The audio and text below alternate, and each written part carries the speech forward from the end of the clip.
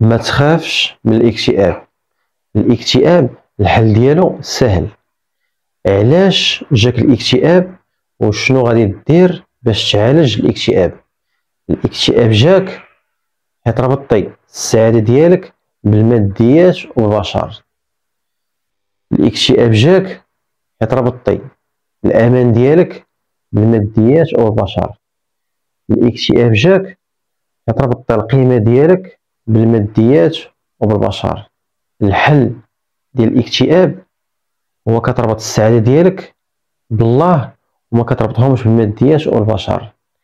إلا ربطتي السعادة ديالك بالله نفسك كترتاح.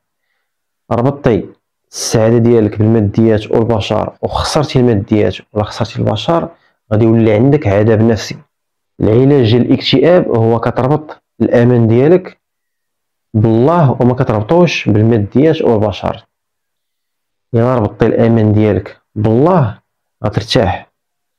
ربطتي الأمان ديالك بالماديات والبشر وخسرتي الماديات وخسرتي البشر غادي يكون عندك عذاب نفسي. العلاج ديال الاكتئاب هو كتربط القيمة ديالك بالله وما كتربطهاش بالماديات والبشر. ربطت القيمة ديالك بالله غترتاح.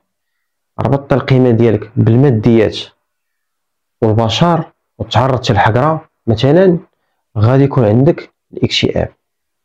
جاك الاكتئاب يا إما خسرتي الفلوس وخسرتي والديك وخسرتي ناس عزيزين عندك ولا تعرضت للحقرة.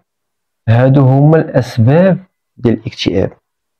والحل ديال الاكتئاب هو كتربط كلشي مع الله.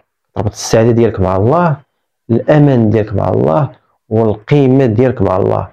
إلا ربطتي كلشي مع الله نفسك كترتاح وغادي يكون لي عندك الغنى النفسي. إلا عندك الغنى النفسي عادي تخسر الفلوس، عادي تخسر ناس عزيزين عندك، عادي تتعرض للحقرة.